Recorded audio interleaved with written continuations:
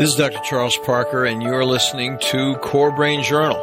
It's a place where I connect both fresh discoveries and interesting different perspectives from advanced mind science with the realities of real people and everyday life down on Main Street. Well, welcome aboard, folks. Dr. Charles Parker here one more time at CoreBrain Journal. And we're really, as we go along, we're learning all kinds of interesting things from a variety of different folks.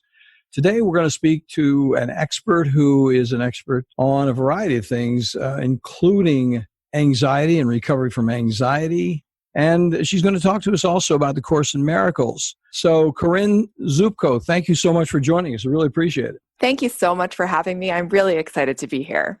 It's going to be a lot of fun. So what we're going to do, first of all, is have a word from our sponsors. And we're really happy that CoreBrain Journal is now sponsored by Great Plains Laboratory. They're international leaders in biomedical testing for factors in brain health, including metabolism, nutrition, food allergies, exposure to environmental toxins, and more. As both scientific and educational global thought leaders, they provide the most comprehensive set of hard data measurement tools for real biomedical answers beyond guesswork. You know where we are with that. And also provide training seminars for both the public and medical professionals on how to use that data effectively in the home, in the office.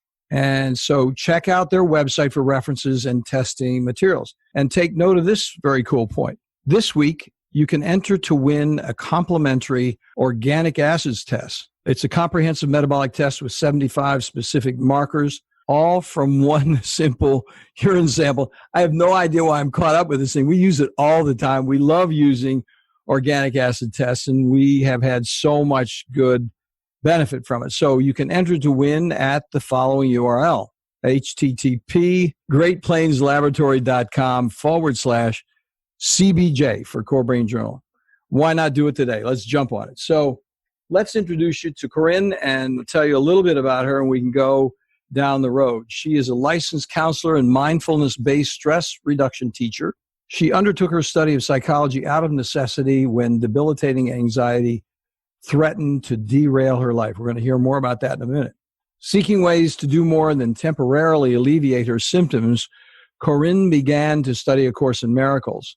And that's abbreviated, by the way, ACIM, A Course in Miracles, mindfulness meditation, and the latest therapeutic approaches for treating anxiety.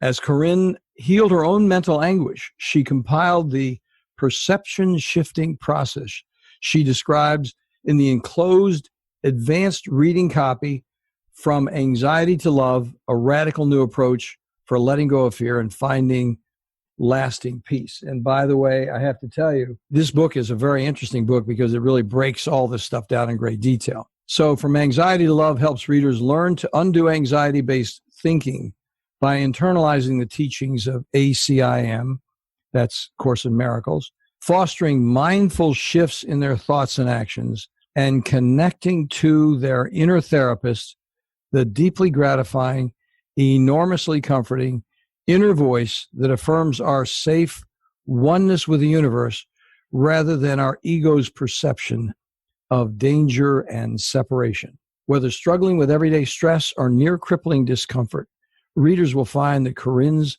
approach offers a new way of healing from, rather than just coping with, fear and anxiety. Great. So here we go.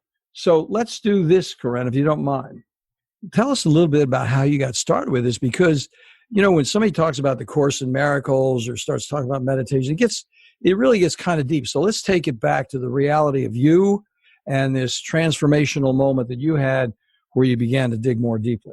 Absolutely. So I can actually begin at the beginning because I, throughout my lifetime, have actually been diagnosed with 4 different anxiety disorders. As a clinician now, I know that I probably could have met criteria for at least 2 more, but 4 was enough. And the first diagnosis actually came when I was around the age of 2, and that was separation anxiety disorder. My poor mother could not leave the room without me screaming my head off, and I grew out of the separation anxiety. However, I like to think about fear as being like a shapeshifter. It sort of can morph and change and take different shapes over time. And what happened was that the separation anxiety got better, but I found as a child, I was full of phobias. I was full of a lot of worry. As I grew into an adolescent, it became focused on health fears and being terrified that each pain that I felt meant that I had some horrible disease. And that was a pattern that continued into my adulthood. And by the age of 12, by the way, I had an ulcer. So I'm coming from a place of having lived through extremely intense anxiety at the high end of the continuum. And when I was in college, this was the turning point for me, because at this point in time, I was a sophomore in undergraduate school.